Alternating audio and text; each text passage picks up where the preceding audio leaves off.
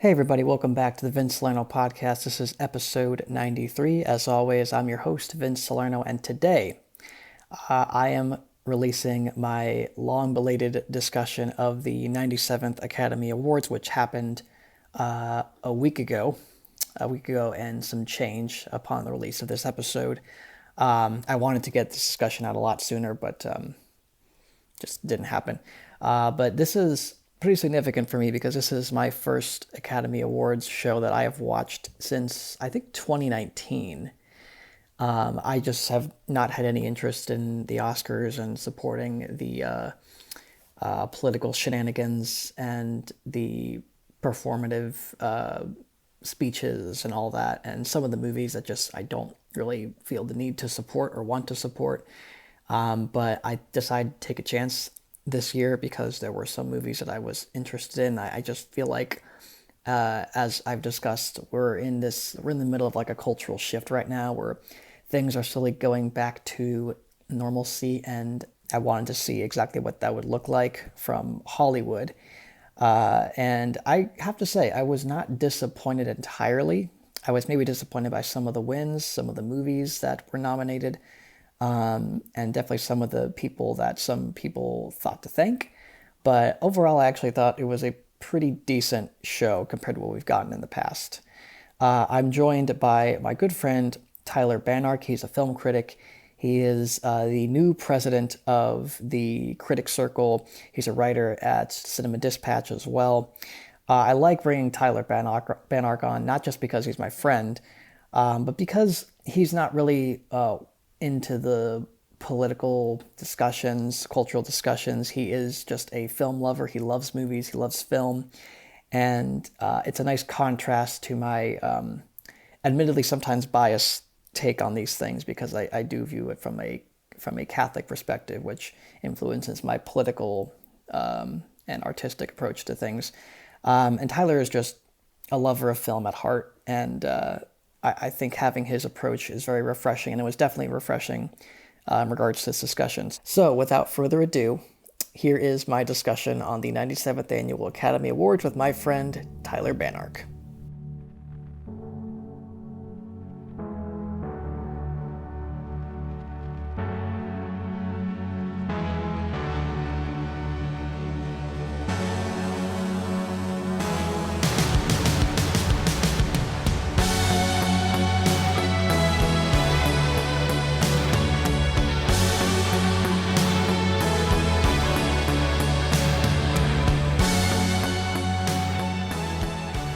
Tyler Banark, welcome back to the show, man. Hey, thank you, Vince. Thank you so much for having me back, man. It's been a while. It has. It has. You were back in what was it, August, right? I think so. I think I just moved to Kansas City. Yeah, that's right. Yeah. That's right. The Criterion Collection. Yeah, we talked about that. Yeah. Yeah. I am sad to report that I have not added my first Criterion purchase to the collection. It just wasn't in the budget for the month. It was between a Criterion movie or diapers. Diapers take precedent, unfortunately, but rest assured. Yeah, dad duty comes first. It does. It really does. It's totally fine. Yeah. But rest assured, it's going to happen one day. It will happen. Mm-hmm. Yeah. Okay, so before we get into the current events, you have a new gig, right? Yeah. So you just announced. Tell us about your new thing. Yeah, so for the past couple years, I've been a part of this group on Instagram called the Critic Circle, which was run by a group of my friends from the League of Cinephiles, which is unfortunately about to be which will be coming to an end very soon. The League of Cinephiles, but the Critic Circle, we announced last month that my buddy Hunter Friesen, who got the idea to start the circle and was president for a long time, he announced that he was stepping down. And I volunteered to become the new president of it. So yeah, it's been really great. Everyone's been really supportive and awesome. And yeah, it's been a really great opportunity. And Hunter's been a great help with getting the transition involved. And Dave and Tristan, who are my co-chairmen, they've been wonderful too. And yeah, so like I got that going on. Like I told you before we started recording, I found out last couple weeks ago we going to the Cannes Film Festival in France in May. And those are the big opportunities I got coming up here. So That's Excited fantastic. for all that. Yeah. Yeah, Yeah, congratulations. thank I you. followed all your buddies on there, and the I'm sorry, tell me the name again. The Cinema Circle, The Critics Circle. Critics Circle. There we go. Yep. Okay. So as president, what are exactly your duties? I basically just run like all the group posts. Like so every time there's a big release comes out, we'll do like a big group post for it. So I take for example the new Bong Joon Ho movie Mickey 17 coming out this weekend. Hmm. What I'll do is that like I'll keep track of all like everyone in the groups if they saw it over opening weekend, I'll like just see their thoughts and like they'll send me like a couple sentence of like their overall thoughts on the movie and like what their rating of it is. And I'll just make the group rating and like we give like a group score of like 1 out of 10, and we post it there. And then of course when we get new members come in, like say meet so and so, and then like we do a bunch of like end of the year, mid year stuff as well. And yeah, like that's been like the main duties that we gotten so far. I want to incorporate some more like more projects, because we used to do some like right in like in the early days, like where all the members would give like their top 5 favorite Pixar movies, or like they would say Mm. for National Film Score Day, we would say like what's our favorite film score of all time, and like we do stuff like that, and I want to bring that back because I really liked those. And yeah, it's just it's a whole lot, and like it's a little but a whole lot at the same time. And so but again, I'm really honored and thrilled to be taking over as the new president of it. Yeah, that's fantastic, man. Good for you. I look forward to seeing what you guys do. It sounds like a fun group you guys got there, and yeah, just congrats on that opportunity. Thank you. All right, well let's roll right into um the word of the day. First up, I wanted to talk about this thing that came in the news. So Disney announced, I think this was on Monday, if I'm not mistaken, that the long in development Tiana, wow, excuse me, Tiana series from Disney Plus is being shelved, and Walt Disney Animation is abandoning long form streaming content. So here's just like a gist of the details. This is from the Hollywood Reporter. The series was first announced in 2020, and it was envisioned as a musical featuring Anika Nani Rose reprising her role as Tiana from The Princess and the Frog.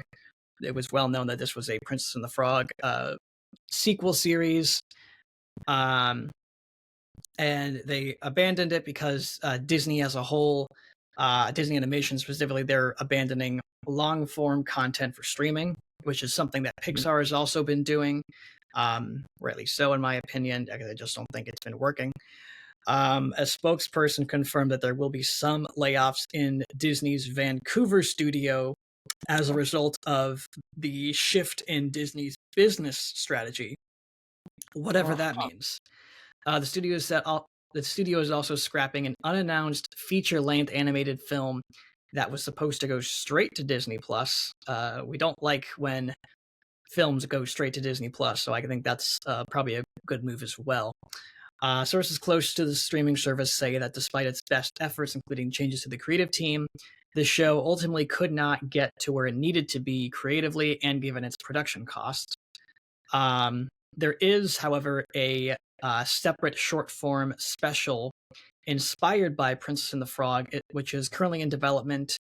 The details are under wraps. It's a all new story based on the 2009 film, with Joyce Sherry attached to direct, and Steven Anderson, or excuse me, Joyce Sherry, she's directing and writing, and then Steve Anderson is also co-directing, I believe. The series also follows last year's news that, as I said, Pixar is no longer prioritizing long-form content. Their last thing of which was Win or Lose on Disney Plus, which I have not seen. I'm not sure I'm going to. Insiders say Walt Disney Animation remains committed to releasing one theatrical film per year in addition to other shorts and specials. An unannounced film is scheduled for November 2026. Zootopia 2 is coming out November this year, and Frozen 3 is coming out November 2027. So that's just kind of a brief rundown of this whole thing. Yeah, so Disney is abandoning Disney Animation is abandoning long form streaming content. Tyler, what do you make of this? Um, yeah, so I think it's an interesting move. I mean, I don't know if I really watched a lot of like Disney, like any Disney Plus content that's been like specifically from Disney Animation. I know I haven't seen Win or Lose.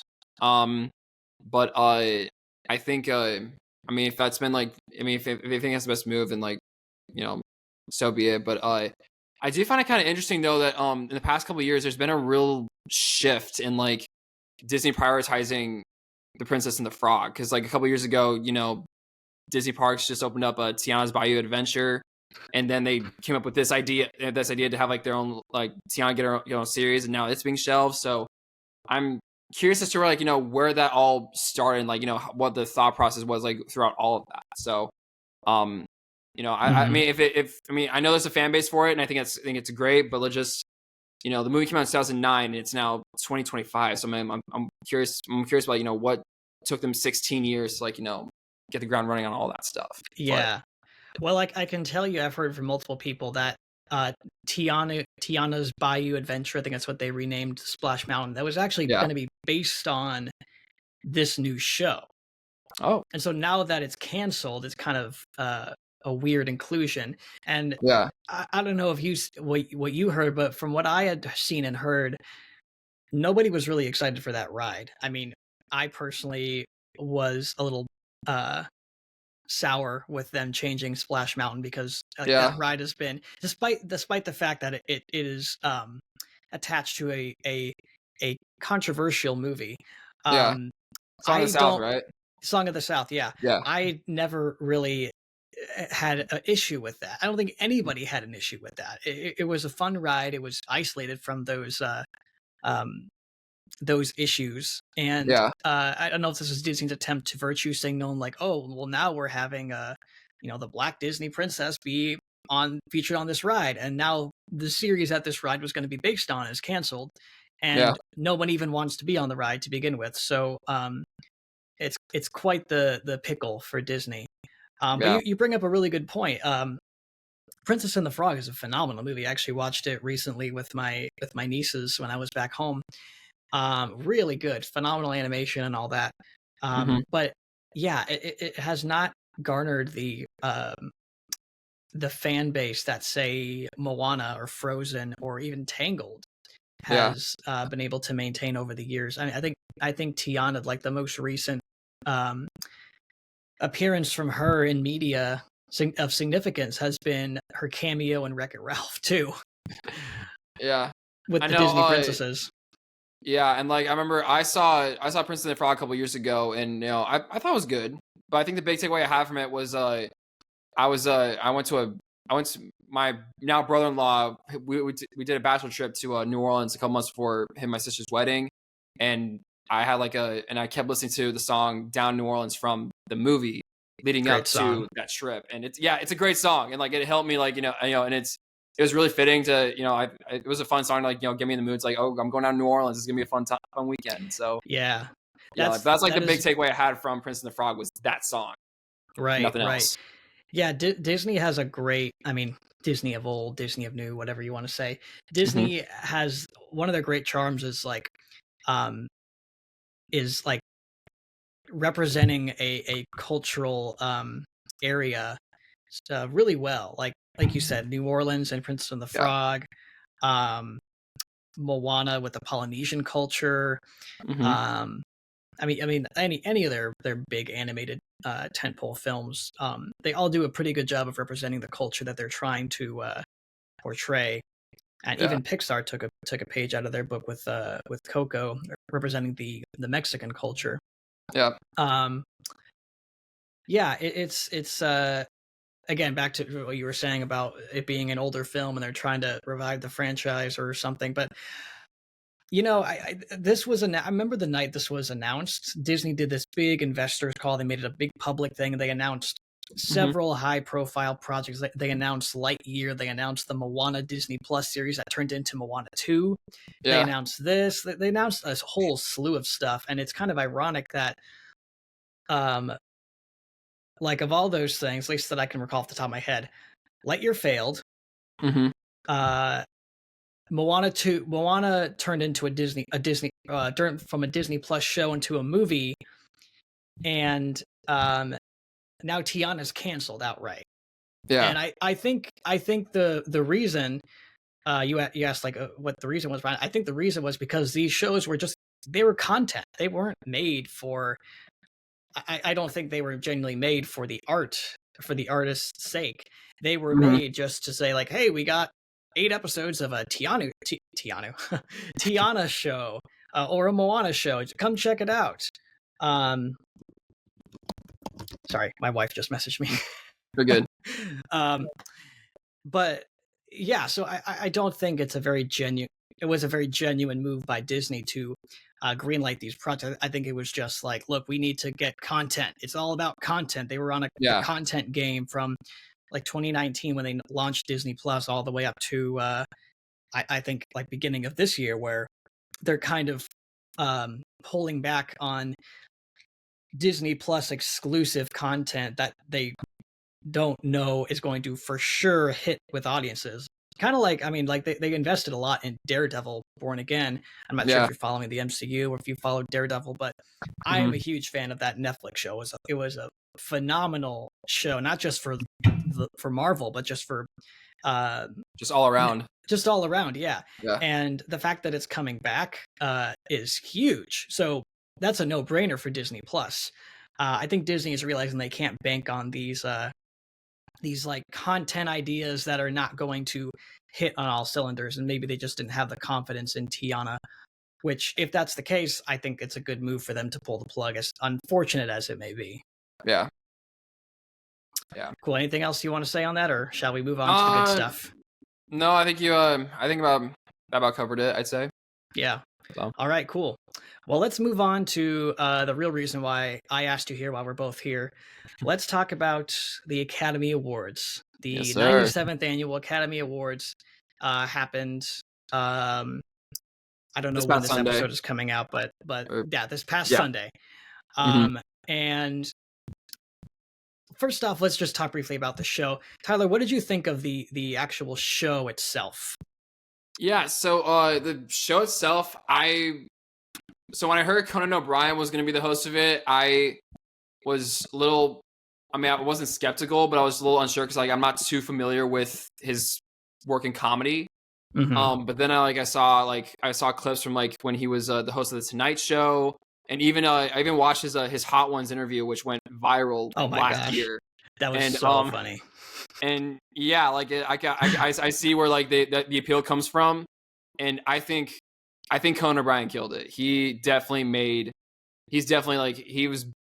a comedian that was born to like host stuff, I would say. Mhm. And I don't know if I can say that much about like other actors or comedians. But he definitely did. I think Conan definitely did a better job than say like than Jimmy Kimmel, and definitely like better than when a few years ago when we had Regina Hall, Amy Schumer, and Wanda Sykes doing that. Conan knew it. Like you could tell like he spent like he dedicated like however long months he took to prep for it. Just Mhm. he was like all in, all out throughout the whole time. So. Dude, I'm Yeah. so glad you said that because I have not talked to a single person in my circles that actually liked Conan. People were like, he was a disappointment. I'm like, what the hell are you talking about? What show were you watching? I agree with you completely. I thought he was fantastic. I mean, he kept politics out of it for the most part. He made, I mean, the opening monologue was hysterical. Oh yeah. The I won't waste time number and Deadpool coming in and the sandworm playing the piano.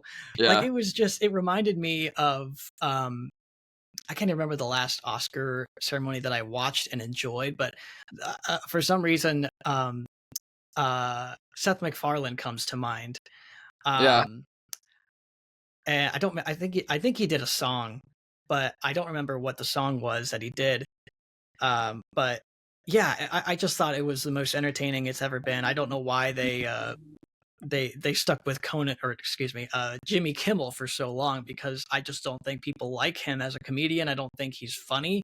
I think he's very divisive politically. It's just like people want to go to the Academy Awards just to forget about the divisiveness and have a good time. And Yeah. some actors and actresses conform to that, and some don't. But the Mm-hmm. host should at the very least be, I don't know, maybe taking a page out of Ricky Gervais's book, in my opinion. Yeah. I will say another thing about Conan is that what he did really well was that he poked fun at all the nominees without downplaying them. Because like if you like, I'm sure you've heard like one of the best picture nominees, Amelia Perez. Like it was a big topic conversation throughout all of award season for all the wrong reasons. And Conan had no problem, throwing jabs at it, or the lead actress Carlos Sofia Gascon for her controversial past. And yeah, like I will admit, I was like during his monologue, like whenever he made like Amelia Perez joke, I was like, oh my gosh, I can't believe they actually allowed that. Like that actually happened. So I mean, yeah. Yeah, well, I mean, I don't think Amelia Perez is a movie worthy of much praise. In my personal opinion, I haven't seen it, but I just, given the subject matter and given the political backing behind it, I think he's absolutely in the right to trash it. But that's just me. Anyways, let's get into the roles, or to the Okay. Oscar nominations and the win. So for Best Actor in a Leading Role, starting off the list, this is off the Oscars official website. So the winner was Adrian Brody for The Brutalist. This is his second Oscar win, if I'm not mistaken. Yep, yeah, it is. sorry, it says here winner. The nominees were Timothée Chalamet for A Complete Unknown, Coleman Domingo for Sing Sing, Ray Fiennes for Conclave, and Sebastian Stan for The Apprentice.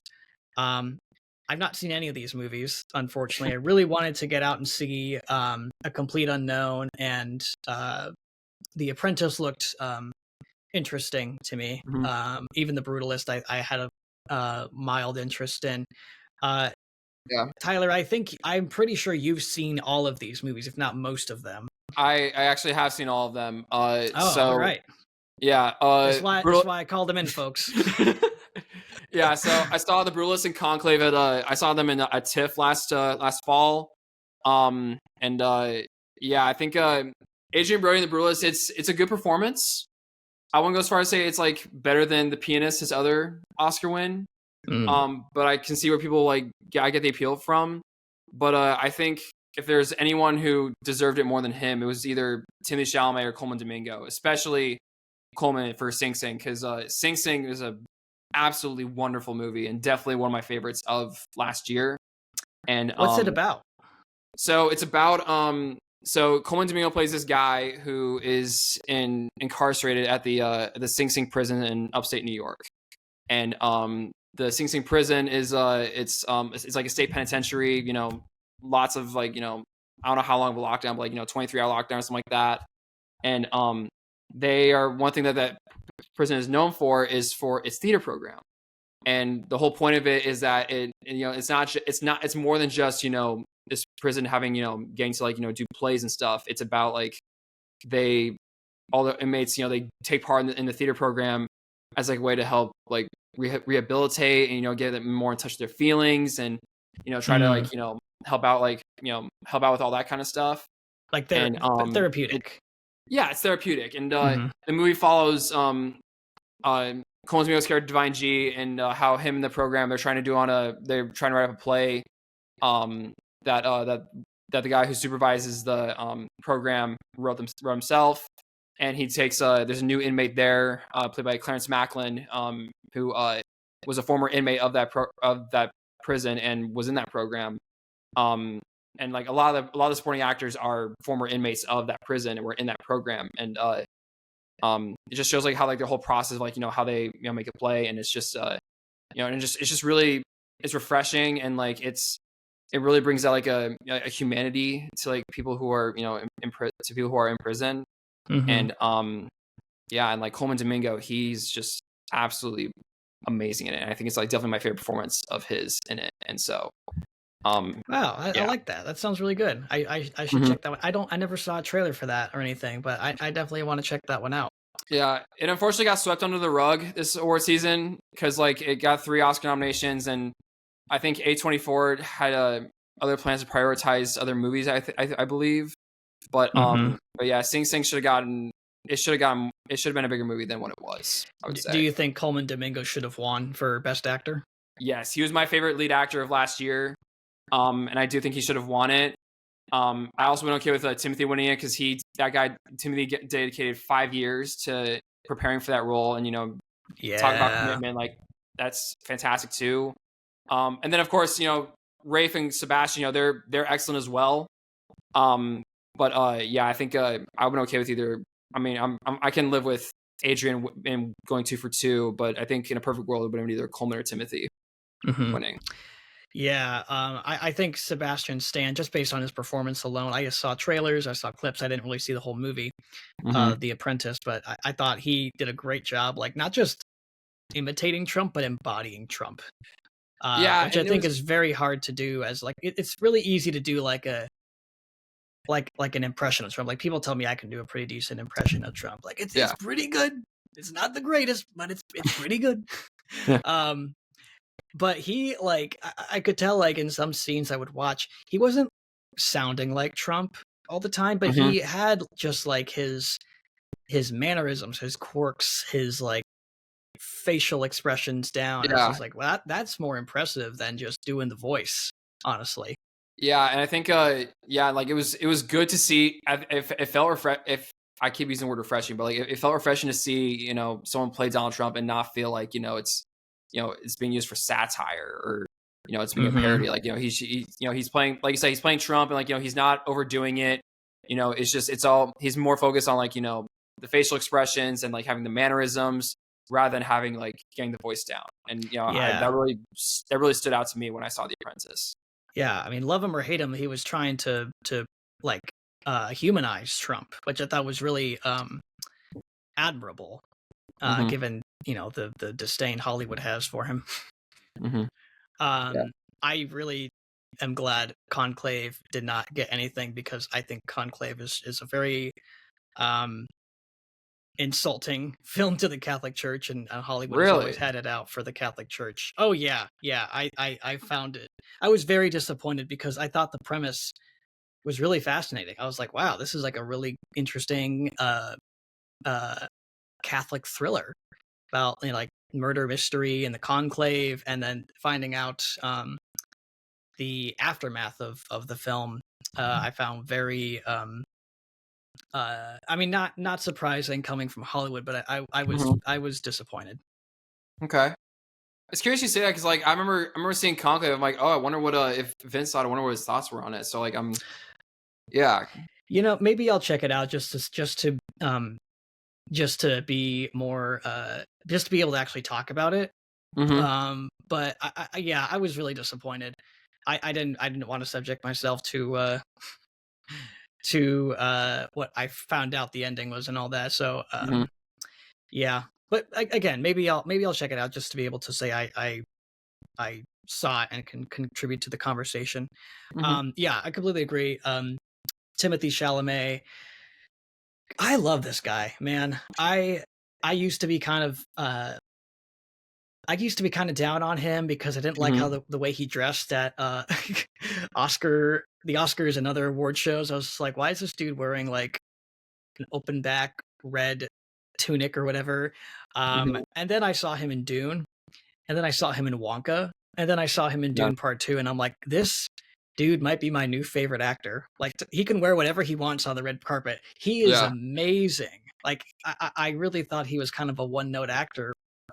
After seeing him in Dune, I was like, oh, he was okay. But then seeing him in Wonka, and then seeing him like go even darker from the first Dune film to Dune Part 2, I was like, dang, this guy is the real deal. Yeah. I think go ahead. Go ahead. I was just gonna say, I think I don't know if I've told many people this, but I feel like last year was the year where Timothy Chalamet went from being like the really good actor that's also a teen heartthrob to just being a really solid actor. Because obviously a complete unknown, he's incredible in that, but his performance in Doom Part 2 also I think helps that as well, because like I feel like his performance in Doom Part 2, it's much different than the Paul Atreides in Doom Part 2 is much different than the Paul Atreides in Doom Part 1. Absolutely, I completely agree. He nailed it in both, and yeah, it's just like I think like it was between Dune Part 2 and Complete Unknown. Like it was last year was like really transformative year for him, and He became the Michael Corleone of science fiction, in my opinion, with Dune okay, Part Two, all right, yeah, because you've seen The Godfather Part Two, right? yeah. That movie essentially ends the same way Godfather Part Two ends, Mm-hmm. where like he's eliminated all his enemies, he's gotten full control, but he's lost his heart, in that he's lost his family, he's lost the love of his life. Mm-hmm. I think as a fan of the book, I don't know if you've read the book, but I wasn't really happy that they didn't stay faithful to the book at the end, because the ending in the book is very different than the ending in the movie. But for what they did, I thought it's still really good. Yeah. Anyways, I could go on and on about Timothy Chalamet, but let's move on to the next category, which is actor in a supporting role. So the nominees were Yura Borisov in Borisov. Anora, Edward Norton in Complete Unknown, Guy Pearce in The Brutalist, and Jeremy Strong in The Apprentice. And the winner was Kieran Culkin for A Real Pain. I have not seen any of these. The only movie that I can recall that I've seen Kieran Culkin in is Home Alone and Home Alone 2. Oh, and wasn't he in Scott Pilgrim versus the World? Yeah, he was Scott's He was the roommate. gay roommate. Yeah, the roommate. Yeah. Yeah. I think he's a great actor. I didn't know that A Real Pain was even up for any award consideration, let alone Best Supporting Actor. And it actually piqued my interest to go watch it, as Yeah. most Oscar films do for most people. So Mm-hmm. I thought it was probably deserving. Again, I haven't seen any of these films, but I mean, you tell me. Do you think Kieran Culkin deserved to win, or do you think someone else deserved it No, more? he deserved it. I love Kieran Culkin. Like I definitely became a fan of his when when HBO's Succession was around. And but yeah, Vince, if you haven't seen Succession, I would check it out because Yeah, you're he's like the the highlight second or of third that. person to tell me. And Jeremy Strong is in Succession, isn't he? Yeah, Jeremy Strong's in it too, and he's also fantastic. Oh, that's funny. That's funny that they Yeah, both got nominated for supporting roles. Yeah, yeah, I gotta put that on my list. My wife and I are trying to finish Doctor Who right now. After that, I'll figure out what I want to watch next. yeah. Yeah, Kieran Cool. Culkin winning. Yeah. Kieran Go Culkin ahead. winning Go ahead. Best Supporting Actor. Yeah, he was like the clearest front runner all award season for this movie. Like he was winning all like the he was winning like all the big awards, and like he like got the most wins out of all like the Best Supporting Actor nominees. And yeah, his performance in Real Pain really shows for that. I know there are some people like who think like that he can like Kieran plays like basically plays himself in like a lot of the roles, but like the way like but his personality really shows in his performance in A Real Pain, and he was really he was really deserving of it, and he was really awesome. And like Coleman, Kieran was my favorite supporting actor of last year. Oh, And cool. so, but yeah, Nice. but yeah, A Real Pain's a really great movie, and also one of my favorites of last year too. So, Oh, cool. I'll have to check it out. mm-hmm. Yeah, I think actors who get their fame by basically playing themselves in movies or television shows, it all, I think you can get by on that type of talent, but you have to Yeah, be able to have a range of emotion. I mean, you don't necessarily have to be like a chameleon, like say, mm-hmm. uh, I don't know, Christian Bale, but Mm-hmm. I think if you are have a spectrum of emotion that you can get to, like you can be yourself, but you can also be yourself being happy, sad, lethargic, or insert emotion here. I think you Mm-hmm. can get by um, quite a bit as an actor by just being yourself, um, with that level of range, if that makes Mm-hmm. sense. Yeah, totally. Okay, let's go to Best Actress in a Leading Role. This was kind of a controversial win. Yeah. So the nominees were Cynthia Erivo, Wicked, Carla Sofia Gascon, Amelia Perez, Demi Moore, The Substance, and Fernanda Torres, I'm Still Here. The winner was Mikey Madison for Anora. So what did you think, Tyler? Do you think Mikey Madison deserved to win? Yeah, I think Mikey was she's my second favorite of all the nominees, with Cynthia being number one. But that's me kind of biased because like I've been riding the Cynthia Erivo train since I saw her in Bad Times at the El Royale back in 2018. But I think Mikey winning was a very deserving win. I think she did. It was definitely she definitely deserved it. I know the narrative going into Oscar night was that Demi Moore was going to win it for The Substance, and but like I always had a feeling like if Demi won, it'd be more of a career win rather than a performance win. Mm. Um, and like so I was thinking, oh, Demi's going to get it. Like that was my thought process going into Oscar night, and then Mikey's name was called, and I was like, oh, okay, I guess we got it. That's yeah, and I was, I'm cool with that. I know I know there's some people who, felt like, man, this kind of sucked that Mikey won and not Demi, Mm. I'm cool. I'm happy that Mikey won. And honestly, I think, if Demi won and it definitely would have been a career win and, I can respect that. But at the end of the day, between Demi and Mikey, I'd pick Mikey without a problem, without hesitation. Mm. Cool. Yeah, the only one of these movies that I saw was Wicked. Um, I definitely didn't think she necessarily deserved to win. And I haven't Mm-hmm. seen the other movies, so I can't say for sure. But I definitely think she deserved the nomination, Cynthia Erivo, because she was fantastic in Wicked. I was Yeah. not expecting to like Wicked as much as I did, and wow, powerhouse performance in my opinion. Yeah. I remember when I saw Wicked, I took my dad to see it, and I was hyping up Cynthia Erivo big time to him. And I was really excited to hear her rendition of The Wizard and I. And Mm. right as like the song ended, my dad turned to me and he was like, damn, she's good. And that was like a win to me that for that happened. And like, yeah, Your dad, yeah. yeah, like my dad was convinced that Cynthia Erivo is her. And so, Dude, the same. I'm not even kidding. The same thing happened to me when I took my wife. yeah, I after that song, I leaned over and I'm like, oh my gosh, she's actually really good. yeah, Like that yeah, was the moment that me as a Wicked Wizard of Oz normie, yeah, that was the moment I was in. I was like, all right, mhm, let's go. I'm hooked. I'm hooked. yeah. I like this character. I like her song. I like her voice. Let's go to the races. Yeah, and I remember like when I saw the first trailer and like like we got a little taste of her singing Defying Gravity. I'm like, okay, it got me excited. Like, okay, when we get around to the Wizard and I guarantee you she's gonna kill it, and Cynthia did. Nice. Yeah. Yeah, Now, Anora is kind of, I don't know if you've heard this, but it's kind of become like a controversial win because um, yeah. it's a I've movie about well, it's a movie about a sex worker who marries a Russian oligarch. Kind of sounds like a riff on Pretty Woman, if you ask me. But it got kind of some backlash because it was because Sean Baker and Mikey Madison thanked the sex worker community for their mm, contributions to helping portray the film and all that. Um, yeah, I don't know if I necessarily appreciated that. I thought that was kind of in bad taste, just given the nature of the sex workers community. But I don't know if you have any opinions on that you'd like to share.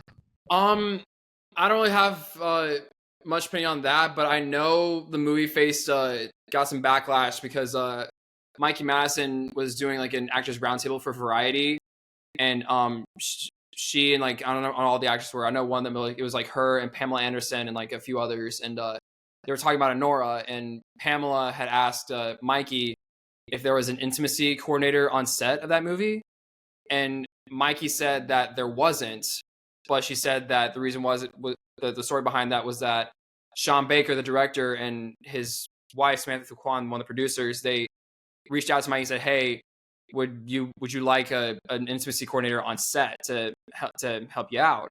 And Mikey said that she turned that down because she said that she trusted Sean Baker and the producers and everyone behind that was making the movie enough that to make like she trusts them enough to where she felt comfortable on set when it came to like those kinds of scenes.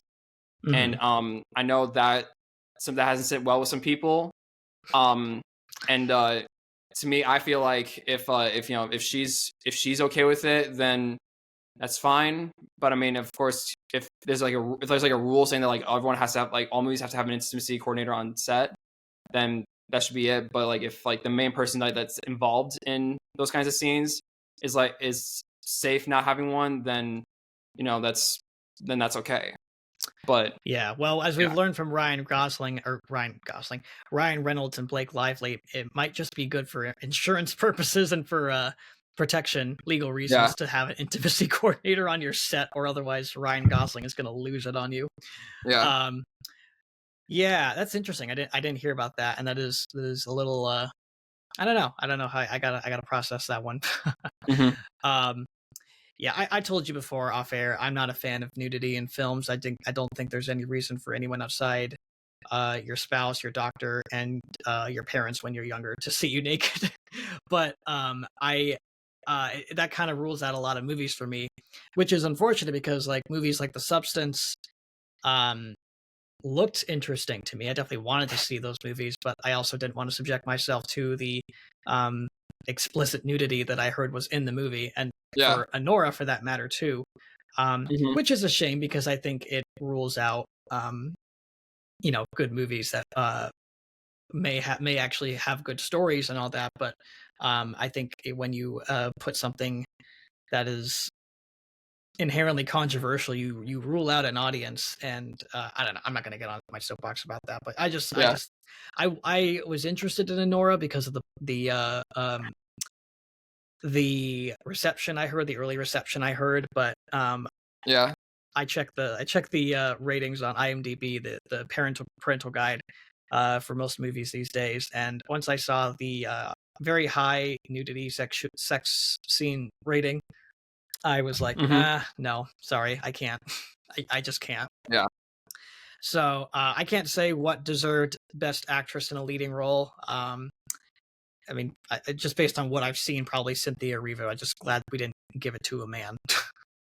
Yeah. um, okay, next, Actress in a Supporting Role. The nominees were Monica Barbaro for a complete unknown. Oh, I didn't know she was nominated. That's awesome. I love Yeah. Monica Barbaro. Ariana Grande for Wicked. Felicity Jones for The Brutalist, Isabella Rossellini for Conclave, and Zoe Saldana for Emilia Perez was the winner. So I haven't seen Emilia Perez. I don't intend to. Hmm. Um, I've been fairly vocal in the past how I feel about Emilia Perez and just the transgender Yeah. um, movement in general. But I take it you've seen the movie, Tyler. What did you think of this win? Yeah. So I think so Amelia Perez, I gave it a 3 out of 5 when I saw it, and I think if I rewatch it, it'll probably drop for sure. But I Hmm. know that the positive takeaways I took from it were Zoe Saldana's performance in it. And the song there's a song in the movie called El Mal where like there's like a little gala happening, and Zoe's character ends up like she has like this whole musical number where she's dancing around calling out like all the powerful people that are in the room at the gala, and like she's like dancing around while Amelia is giving like a speech at it. And I think that that song is the best song winner, went on to become the best song winner. And Mm. I liked that scene. I like that song. Like it's like the one good song of that entire movie. So I think Zoe's win, is good because like she is a talented actress. Hmm. But I think the best one on here it's between Ariana and Felicity. Now Ariana, Oh. she got all the hype going into. There's a lot of hype for her going into Wicked, and she lived up to the hype, and it reminded people that I feel like it to me. I've seeing her in Wicked, I was like, okay, Ariana needs to act more because she actually is that good. Dude, she was And phenomenal. I yeah, I was shocked how much I loved her in this movie. hmm, Popular, dude. I kid you not. My wife and I saw that around Christmas time, and after yeah, Christmas, after we saw it, I was playing that song nonstop in the car. Like her version specifically, just oh my gosh. I don't know if this is appropriate to say, but I had a joygasm. Like it was just a delightful song and moment. It was just whimsical and fun. Um and yeah, just her character kind of having this humanity, but she's so like into herself and ditzy hmm, that people don't take her seriously. I just thought her character was very endearing despite her naivete. hmm, Um yeah. I love Monica Barbaro from Top Gun. I think she's a really great actress, and I honestly I did not know that she got nominated for Best Actress or Best Yeah, Supporting Actress. So I'm really glad she got nominated. It sucks that she didn't win, but yeah, I her. mean, sorry, go ahead, go ahead. Yeah, I was gonna say, yeah, Monica's nomination was definitely one of the big surprises on nomination morning uh was her getting nominated, because she was one of those things where it was like, okay, it'd be cool if she got in, but if she didn't, she probably won't. And then Mhm. her name gets called, and everyone's like, oh, it was a genuine, like, a lot of people were genuinely surprised by it, and so Yeah, yeah, good for her, good yeah. for her, and same for Mhm. Felicity Jones and well, Conclave, not again, not a fan, but for Yeah, Felicity Jones, she's a great actress. I think she deserves more praise and attention, and hopefully gets that yeah, win one day. Um, yeah, for Zoe Saldana, I mean, like you said, she's a phenomenal actress. I honestly, I think her work in Avatar is more deserving of an Oscar than Amelia Perez. But I mhm, haven't seen Amelia Perez. I'm biased against the movie, yeah, admittedly. I'll take your word for it if you say the song and the dance number were like the best parts of the movie, because I will say the artistry in that scene and the dance, I'm sure it was mhm, not an easy thing to accomplish. So if you're going to base her win off that one scene, I will give you that. yeah, If this is also, like you said, this is just kind of like an honorary Oscar, like they gave Leo for The Revenant back in the yeah, day, I will take that too, because mhm, I absolutely think Zoe Saldana is well overdue for an Oscar win. So regardless of that, I am happy for her. I think she does deserve it. yeah. Let's move on to okay. This I'm gonna get real spicy here. Best animated feature film.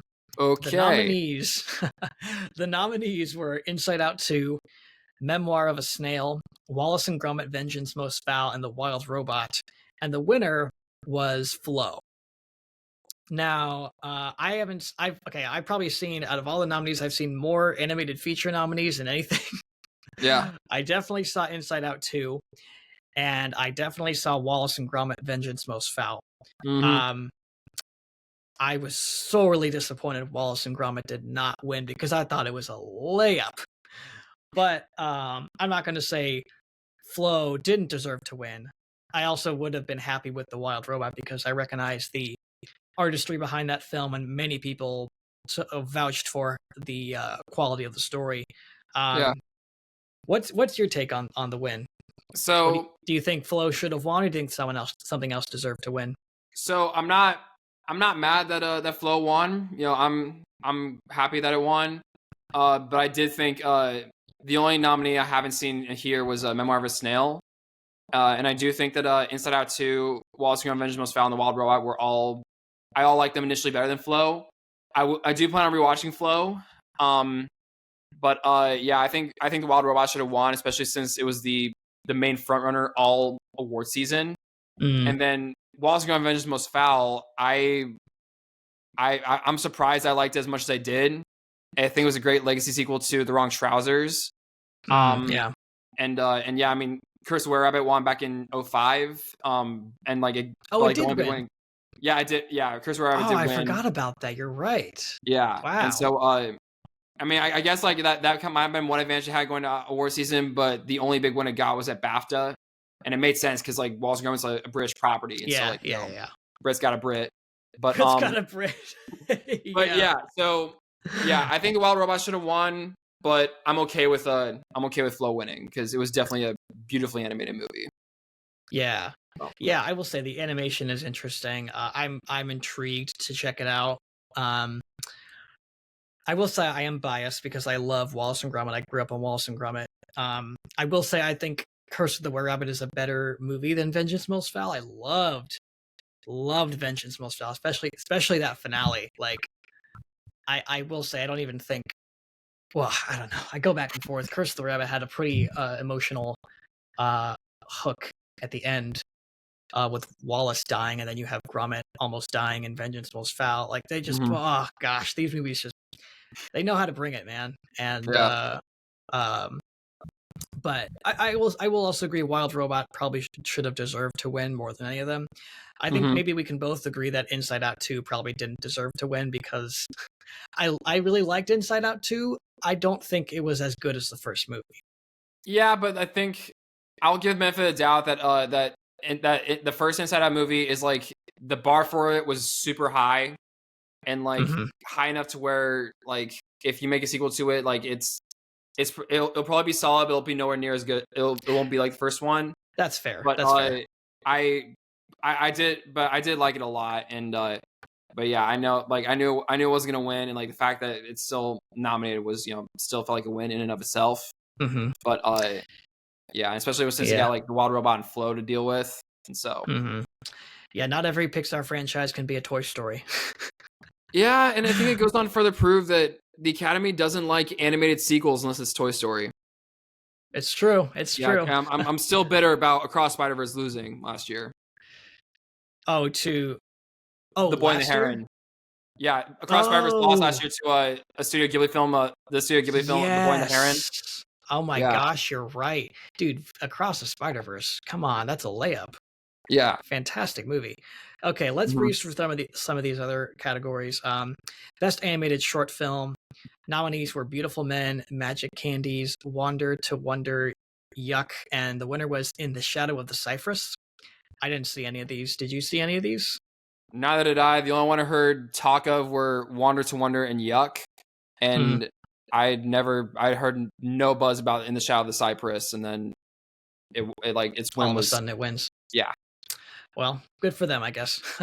yeah. Let's move on to cinematography. So Okay. the nominees were Greg Fraser for Dune Part 2, Emilia Perez, Paul uh, Guillaume.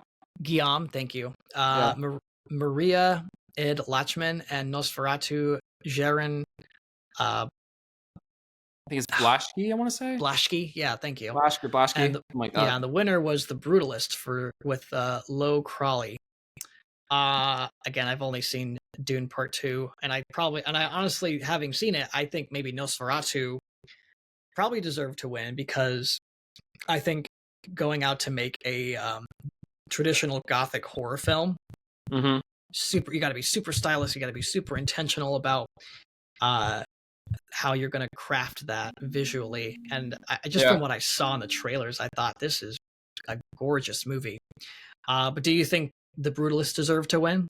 Uh, yeah. I mean, there weren't really too many. There weren't really too many moments of like cinematography in the Brutalist that really stood out to me personally. But I mean, I see why. I mean, I see the appeal for it. But I do believe it should have gone to either Dune Part 2 or Nosferatu. More specifically, Nosferatu, because yeah, the cinematography in that movie was absolutely gorgeous. And Mm, but yeah, I mean, Brutalist winning, it's fine, but there's just better people. There's just better, better. yeah. Yeah. Did you like Nosferatu? Yes, I really like Nosferatu. The Lighthouse is still my favorite Robert Eggers movie, but um, Nosferatu and The Northman are like a tie for second place. Nice. So Yeah, I want to see The Lighthouse. I have a buddy at my work who constantly tells me to watch The Lighthouse. I saw The Northman of his, and I really like The Northman. He is a rare director where he's just kind of like working in his own world, and he is just like not stopping anytime soon. I mhm. appreciate the fact that he's been able to create his own unique style and approach that I don't think any other filmmaker is going to be able to imitate or invoke quite in the same way. Yeah. It's a hard thing to do as a filmmaker, so props to him. Mm-hmm. Best costume design. The nominees were Complete Unknown, Ariane Phillips, Conclave, Lissy Chistel, Gladiator 2, Jantry Yates and David Crossman, and Nosferatu Linda Muir.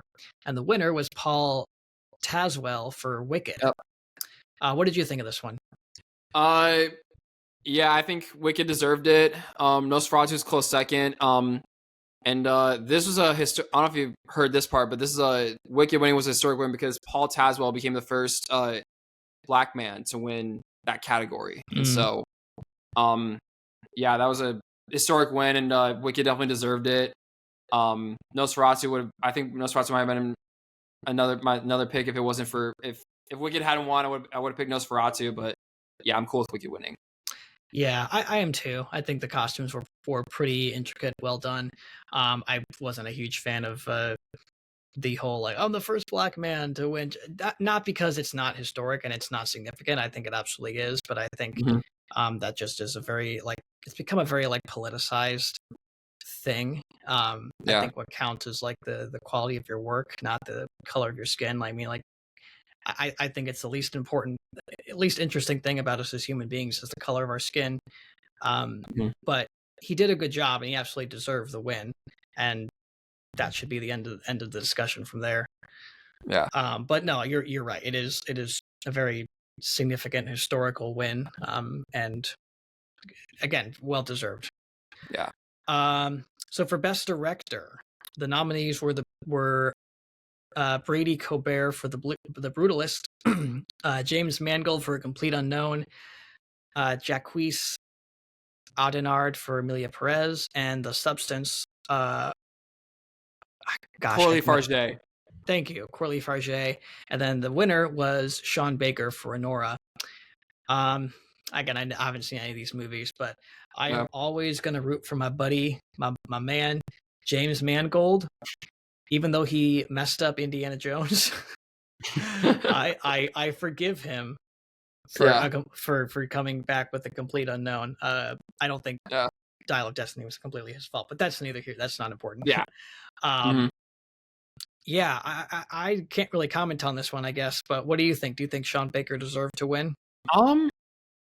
Yeah, I think I know throughout all of award season it was between the race between him and Brady Corbet. And I think like at the start of award season, like everyone thought Brady was gonna be the winner just because The Brutalist is it's an epic movie, and so usually like that usually is the more Academy appealing movie. But then Sean Baker, he won. Then Honora had a big weekend where it won PGA and DGA, and that's when it started getting its traction. And then like all of a sudden, like it just everything unfolded from there. Everything aligned for Sean Baker to win. And yeah, he I think it was definitely a deserving win. I know I would okay with Brady winning. Corley Farge, when I initially saw The Substance and she was nominated, I was like, I mean, I wasn't too big into it just because like it's the movie's great, but I don't feel like it was good if the direction was good enough to prompt a Oscar nomination. But then I watched like some behind the scenes videos and like hear her talk about her thought process going into the movie and like everything that like how much commitment she was to directing it. And she's a committed filmmaker, and she got exactly what she wanted out of The Substance. And to me, like if that's what warrants a best director nomination, then so be it. But yeah, I'm cool with Sean Baker winning it. I will say that I wasn't too big of him as a person going into this award season, but seeing him talk about like how big he was and how vital he reminded everyone how vital indie cinema is, like making independent movies and all that, like that really resonated with me. And like how much he cares for the movie going experience, like that really resonates a lot. And because of that, I have that respect for him. I mean, his style might not all be might not be my cup of tea, but but I think like him as a person, like what he wants to do for movie going experience, I'm cool with that. So yeah. Nay for thanking sex workers again. Yay for promoting independent film. I agree with you completely. I think I can at least appreciate his him representing a sometimes underappreciated subsect of Hollywood and the film industry, which is indie filmmaking. And if he's using his platform to bring attention to that, I think good on him. Did you see any of the documentary feature films? I did not. Let's skip it then. What about the documentary short films? Pass. Skipping that too. Let's go to film editing. The nominees were The Brutalist, David Jansko, I think. Johnsko. Thank That's you. my guess. I'm horrible with names. Conclave, Nick Emerson, Amelia Perez, Juliet Welfling, and Wicked, Myron Kirsten. And funny enough, Sean Baker wins for editing. I had no idea he Yeah. was the editor for this movie, but again, it Yeah. just goes to show like independent filmmaking.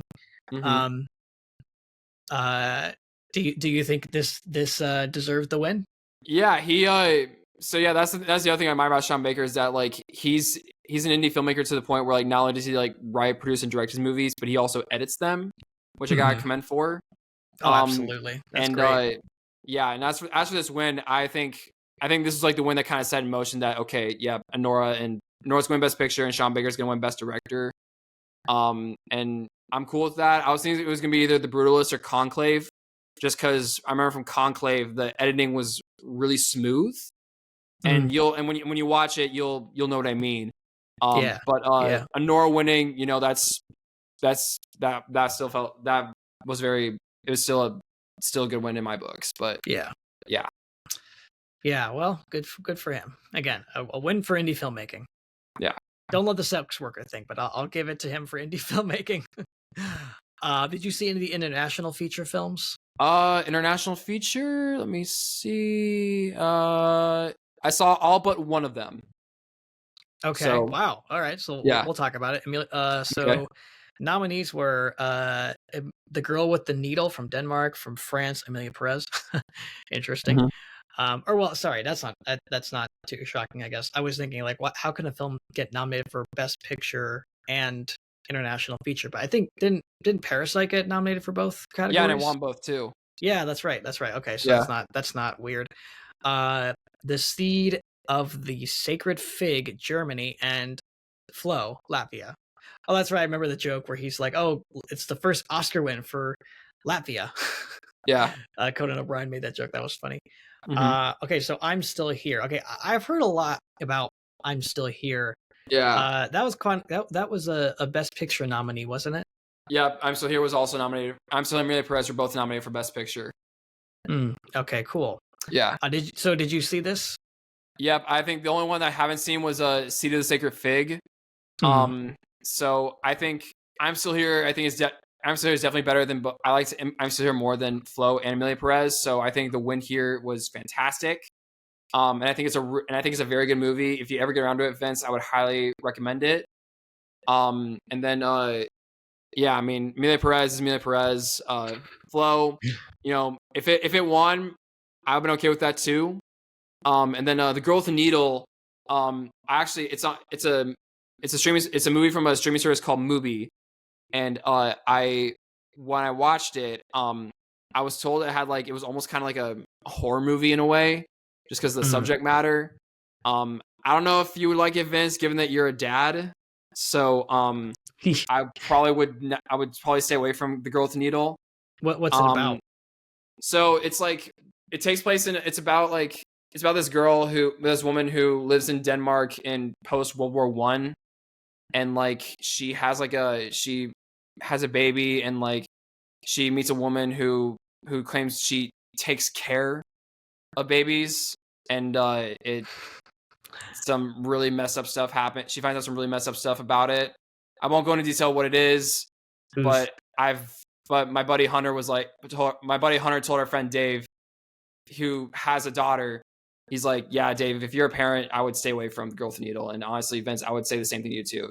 Since you've got a son, you're gonna have another kid on the way. I'd stay away from The Girl with the Needle. I appreciate that because there's nothing more unsettling than watching a movie that makes you fear for the safety of your children. It's not a good feeling. Yeah. Sorry to make that super dark, but like I just no. I appreciate it. I appreciate you filling me in. I'll avoid it like the plague.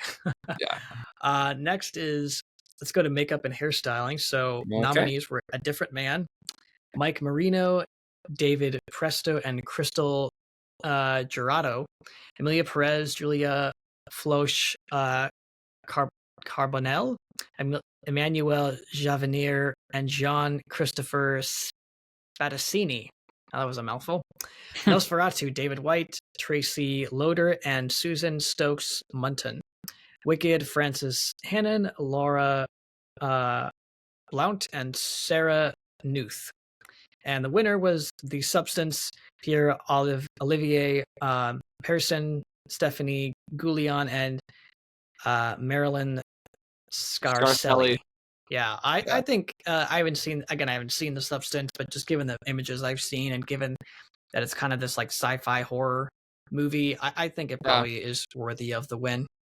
Yeah, it's The Substance was like probably like the biggest no surprise win. No Substance winning Makeup and Hair was like the biggest no surprise win of the night. It had been like Kieran Culkin. It was the front runner all award season. So like going to Oscar, everyone's like, okay, Substance winning Makeup and Hair, let's lock it up, throw away the key. Yeah. Yeah, and as someone who's seen The Substance, like the makeup work is brilliant. It's really, really good. It's a body horror movie. So like it's very grotesque and like, you know, kind of gross if you have a weak stomach. But kind of David Cronenberg style.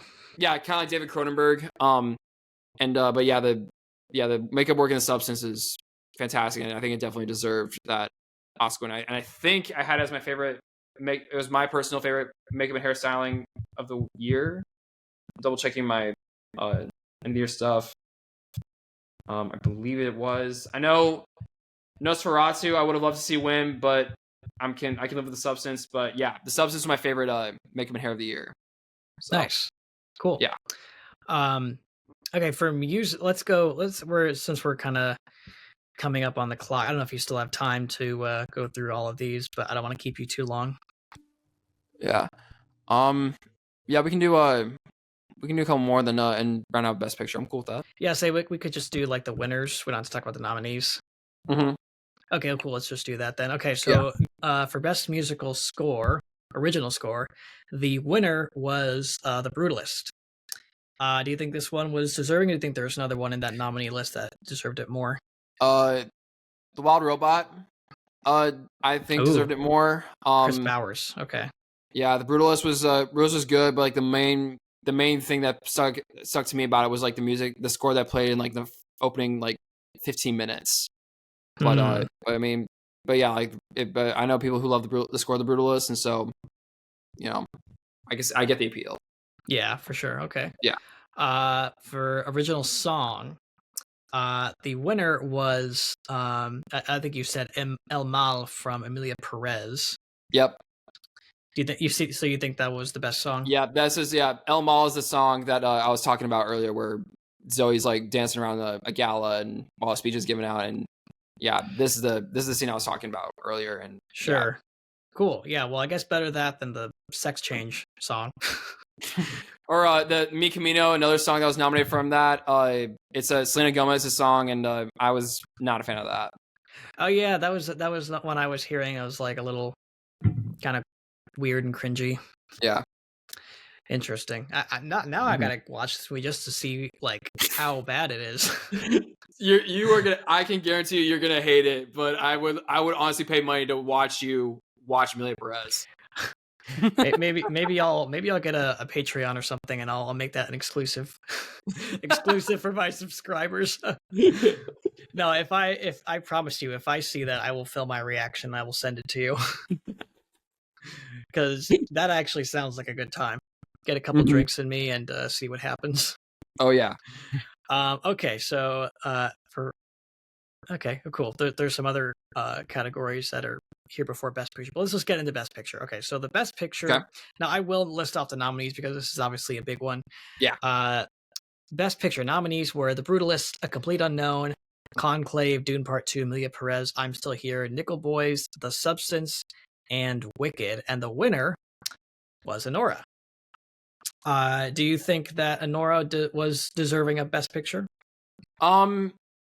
Yeah, so I mean, I'm cool with it winning, especially given that it's the fourth film to have won both the Palme d'Or at Cannes and Best Picture at the Oscars.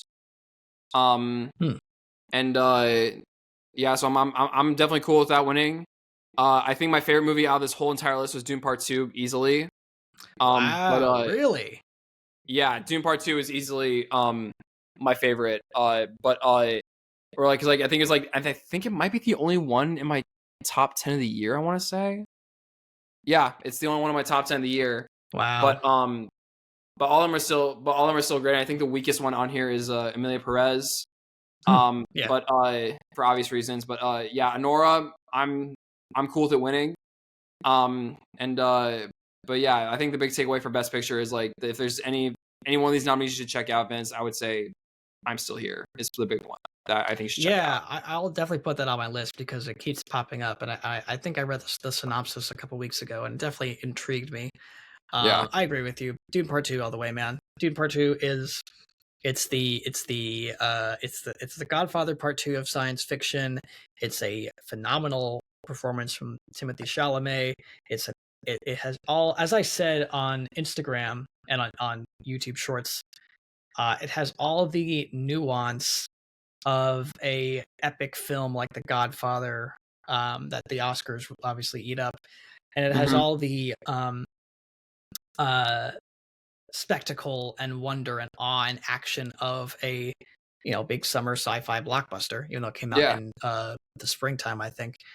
Um, it's a phenomenal movie, like and light years ahead of the first movie. Um, I'm grateful that it got nominated for Best Picture because I think Hollywood is, kind of warming up to like big spectacle films, but I think it's absolutely deserving beyond most, if not all, of these movies. Yeah. And I'm not just saying that because it's the only film I saw. I think I'd be saying this if it was still the only film I'd be saying this if it wasn't the only film I saw on the list. Yeah, because for you've only seen what, Dune Part 2 and Wicked of all the Best Picture Yeah. nominees. Oh, yes. Yes. Sorry, I forgot you said Wicked. Yeah, I have seen Wicked, and I do think it deserved a nomination. I definitely don't think it deserved a win.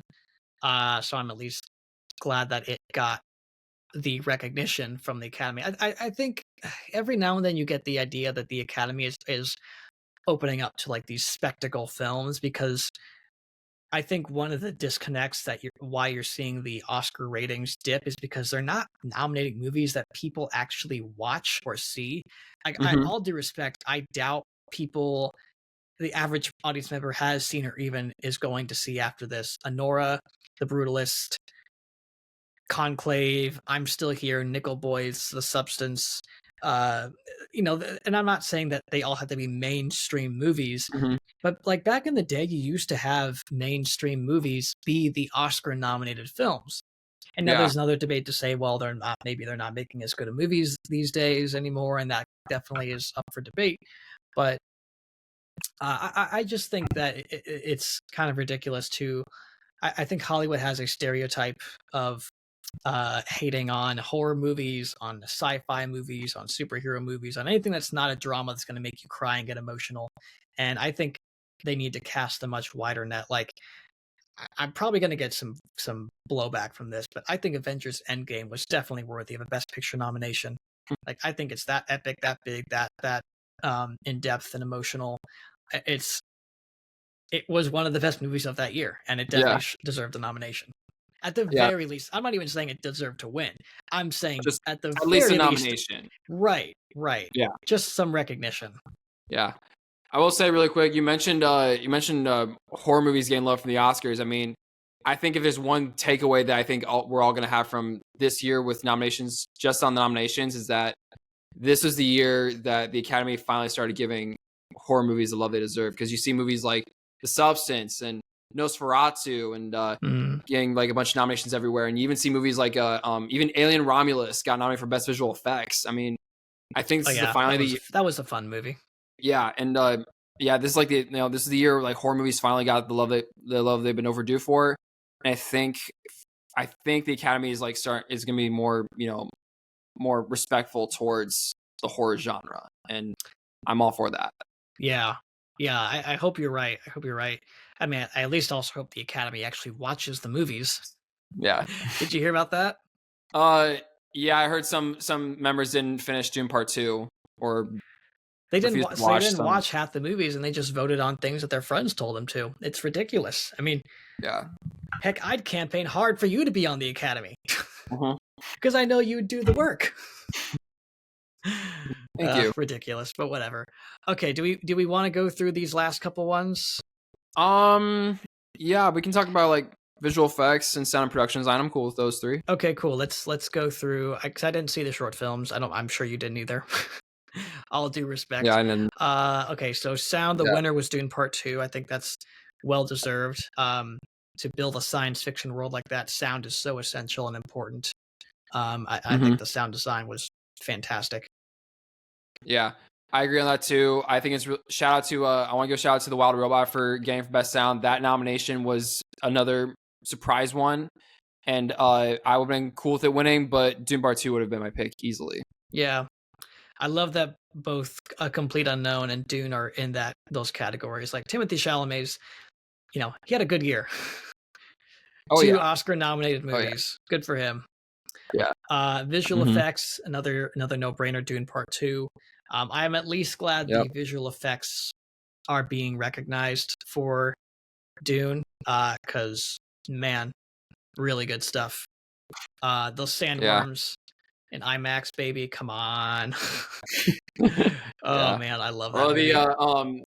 Like the Harkonnen arena sequence when Fade Rotha goes out and like it's all black and white, like the hundreds of thousands of Harkonnens.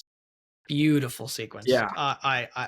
Just like visually, and like the fact that like their sun was so weird and bizarre, and that sunlight is just like basically like a whiteout, and then when you go into the shade, that's when color returns. Like, oh, beautiful. Just wonderful storytelling and world building. I think if I would have given it to anybody else, it would have been Kingdom of the Planet of the Apes. I don't know if you got to see that one. I did.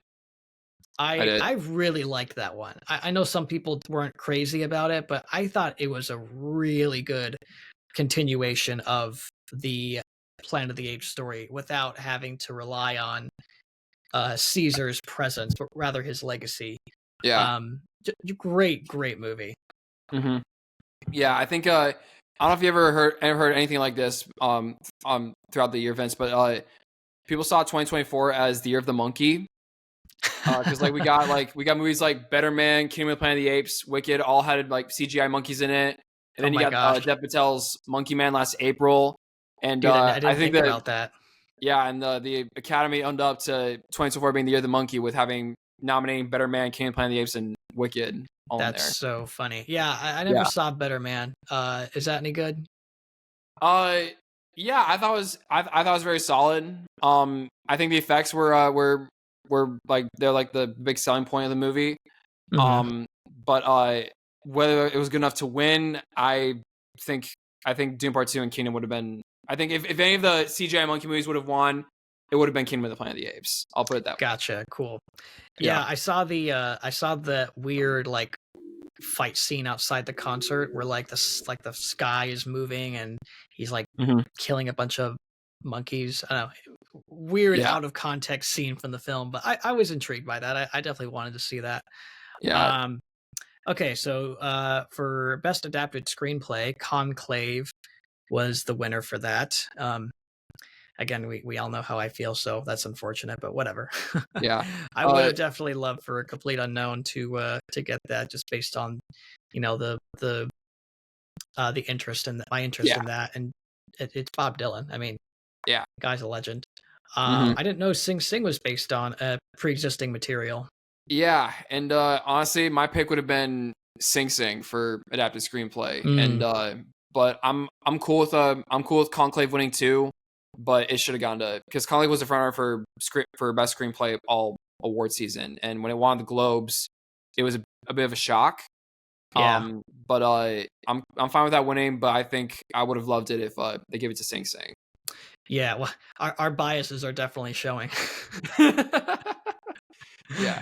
No shame. Okay, last but not least, best original screenplay.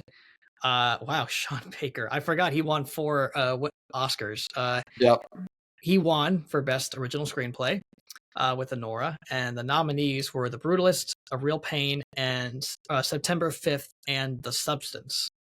I think this was the one I saw. I think this was his first win of the night. Yep, it was. And when I first heard him say, I want to thank the sex work community, and I'm like, what? Did he actually just say that? Yeah. again, having not seen any of these movies, I don't feel like I can fairly comment. But Yeah. I would have liked to have seen Jesse Eisenberg win for Real Pain, especially since that Hmm. was the only other nomination outside of Kieran Culkin for that movie. But what do you think? Yeah. Do you think Anora was the best written film out of all of these?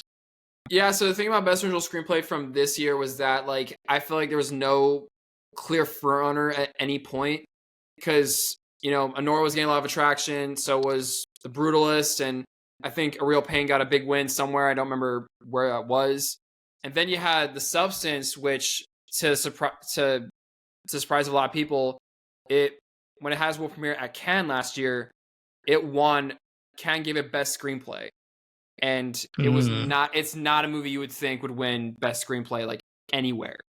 And in the fact that it won best screenplay at Cannes, just like you're like, really, that movie won? But yeah, I think Anora winning best screenplay was fitting win. A Real Pain, September 5, I think the scripts for those movies are better than Anora. But again, like another win that I'm cool with. Cool. So All right. Well, that was for better or for worse. That was the Academy Awards for the year 2024, or the 2025 show for the 2024 year.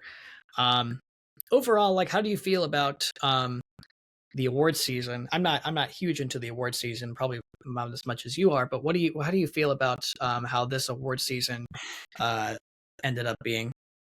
it was, I think, out of all the years I've been paying attention to award season, I think this one was the most turbulent, and I think it was all because of Amelia Perez and how like when the Globes happened and it won Best Picture, it was one of the Best Picture winners.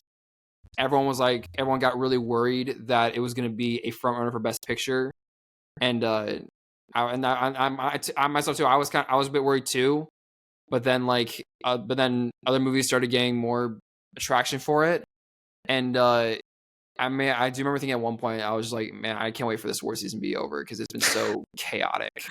Wow.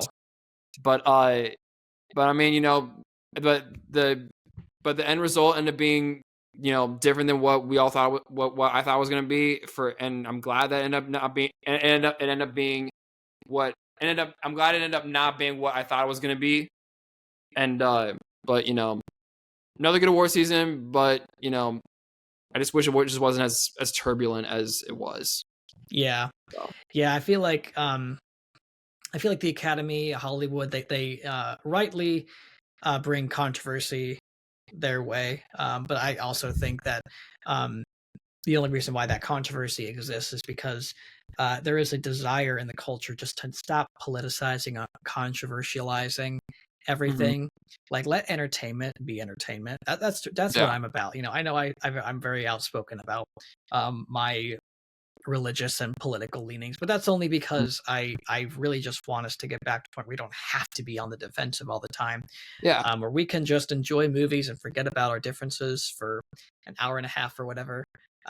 Which is what film and movies are all about. It's all about being able to have a shared experience in a dark cinema and enjoy yourself and find something that you have in common with a stranger that you maybe didn't think you could, because despite what everyone wants you to believe, life ain't all division and politics and all the crap that distracts from this stuff. And hopefully one day we'll get back to that. I feel like we're on the verge of that. Really quick, Tyler, before we wrap up, how do you feel about you're not even commenting on the award season or things that you're anticipating in that regard, but just as far as like the movie landscape going into 2025, how do you feel about it? Well, I will say that I am glad that we've only got that it's been 3 years since Coda won Best Picture and it became the first movie from a streaming service to win the award. I'm glad that we haven't got another one so far. And but in terms of like the industry, as the landscape of the industry as a whole, I think it's a lot. I'll be upfront honest about that.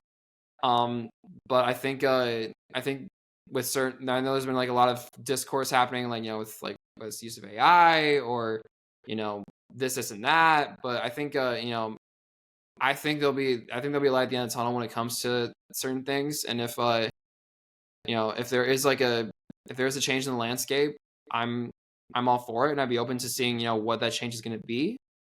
I don't know if I'll agree with it in the end, but if there's a change, I'm open to seeing what it could bring, and then decide from there. But yeah, I'd say it's I think it's definitely, I think it's in a better place than what I thought it was going to be. Around COVID, around pandemic. Mm-hmm. So I'm those are the days when we were talking about on a regular basis how COVID was affecting the film industry. Yeah, those are the days. Mm-hmm. Is there a movie that you're really looking forward to this year? Well, I saw, so right before we got on, I got home from I saw Mickey 17, the new Bong Joon-ho movie, and that was actually my most anticipated movie of the whole year. I really liked it. It's not Parasite, and I think a lot of people are going to probably go into it expecting it to be exactly like Parasite. But I still really enjoyed it.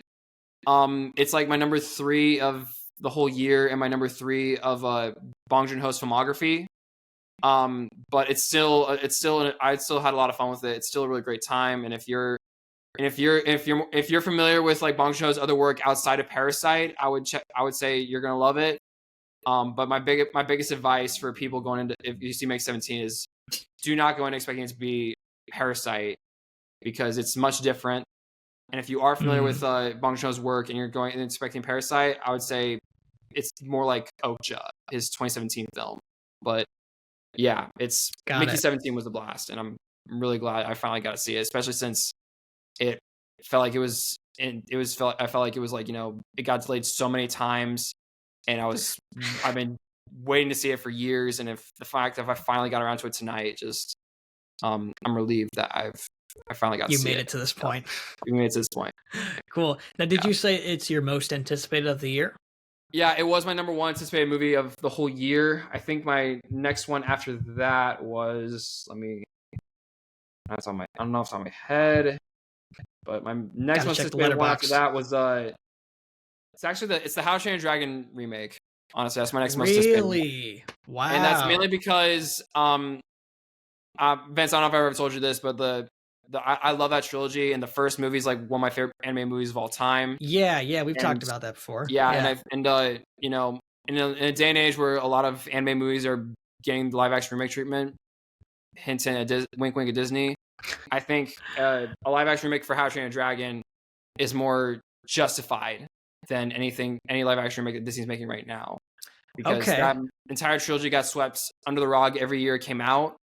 And this movie, and so DreamWorks giving live action treatment for How to Train Your Dragon is, I think it's justified. I don't know if it'll definitely not be nowhere near as good as the original, but I'm more optimistic about that. Real quick, what makes you think it's more justified?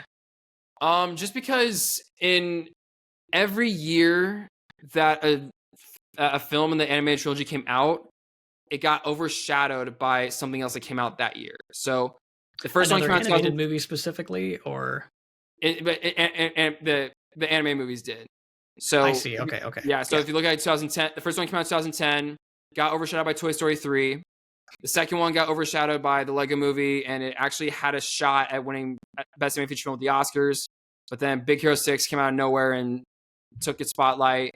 And then obviously, dude, How to Train Your Dragon: The Hidden World. How to Train Your Dragon is much better than Big Hero 6. Oh, I do not like Big Hero 6. It's very okay. Very okay. And then How to Train Your Dragon: The Hidden World, it got overshadowed by Toy Story 4. But word of advice from them: stop releasing their movies like the year a Toy Story film comes out. It's really hard for me to agree with you on that when you have my favorite animated franchise going up against that. But I see your point there. Mm-hmm. I'll be honest, I'm not really excited for the remake. But I can understand you speaking as a really passionate fan of that franchise, where you're coming from. Yeah. And you know what? For your sake alone, man, I hope it's a great movie. I really do. Yeah. Because I'm not a fan of what they're doing. It feels like it's very shot for shot, but Yeah, I am open to being pleasantly surprised. yeah, I will say, got. I really think Gerard Butler looks fantastic in the movie. Mhm, yeah, I love that they just like took his costume and just made it in live action. It's just like yeah, I believe it. This is great. yeah. I He's mean, got the big bushy eyebrows and everything. oh yeah, yeah. I agree. I'm with you, Vince, too. Like it might be a shot for shot remake, but but I can tolerate I can tolerate that. Yeah, So cool. All right. Well, yeah. yeah, for your sake, I hope it's good. Really Hmm. quick, just to get back to Mickey 17, because we got off on a little tangent there. But Yeah. I will say, you might be shocked to hear this from me, but Mickey 17 was actually my second most anticipated movie of this year. Ooh, I wonder what your number one was. Yeah, well, it's on Letterboxd if you want to see, but I can just tell Okay. you if you can't guess. Honestly, go for it. It's Superman. Not surprised. Yeah. And that's just because I've talked on this podcast. I love Superman. He is truly up there with one of my favorite superheroes, and I really believe in excuse me, I really believe in what James Gunn is doing with DC, and I really think he's Hmm. going to hit it out of the park. Yeah. Despite the rumors we've heard that test screenings have not been going well, I continue to remain optimistic. I mean, he's Hmm. killed it with Guardians. He killed it with the Suicide Squad. I don't know if you ever saw Creature Commandos. That was his HBO series. It takes place in the same world as Superman. Yeah. He just keeps hitting it out of the park with character development and all that. And I guess in the same way you trust in the creators of How to Train Your Dragon to deliver a satisfying product, I trust James Gunn to deliver a satisfying Superman movie. Yeah. I also got Superman on my radar just because I wasn't too hyped for it going before that trailer dropped. And then that trailer dropped, and I was blown away by it. Like it honestly, that trailer, honestly, I'm being honest with you, it moved me to tears. Like, Really? yeah. Wow. And the reason for that is because my grandpa is a big Superman fan, like probably the biggest one I've ever met in my life. And he's got like a whole Superman memorabilia collection in his apartment. And Wow. when that trailer dropped, it got me thinking of him. And like I hadn't seen him in a while, and like luckily I got to see him a few days after the trailer dropped because it was around Christmas time. But yeah, like but honestly, like that trailer, like it sold me right away. And I'm like, okay, bring it on. I'm open for it. So That's cool, man. That's really cool. yeah. Are you gonna go see it with your grandpa? Um, if I can work something out, I will, because I know I'm in Kansas City and he's up in Omaha. But Mm. but yeah, like if It's only 2.5 hours. You can make the yeah, trip. I can easily make a weekend trip out of it. I'd So. make that trip all the time. When my sister was out there, make that trip all the time. No problem. Yeah. Yeah, but Cool, man. That's awesome. That's really cool. mhm. Okay, well, I've kept you way longer than I said I would, but Tyler, thank you so much for being on here. I call you down because you're the movie critic expert. You're reliable. You watch all the movies. You do the homework, so I don't have to. So I appreciate you being on here, man. You're welcome. Thank you Yeah, for having me on. yeah, of course, anytime. Where can the people follow you and follow the Critic Circle? Yeah, so you can find me on Instagram at Tyler Banark Reviews Movies. You can find the Critic Circle on Instagram at the Critic Circle. You can also find me on Letterboxd at TY Banark Movies. And then I would also like to give a shout out to the website right for the Cinema Dispatch. You can follow us on follow our Instagram, just the Cinema Dispatch, or you can check out our website, which is cinemadispatch.com. Cool. All right, man. Well, yeah, we'll link all that in the description of this episode. You guys know where to find me. It's all in the description, so I don't need to rattle it off. So follow Tyler, follow me. Thank you all for watching. Have a fantastic day, or if you're watching in the evening, as we're recording in the evening, have a fantastic evening. God bless, and peace out.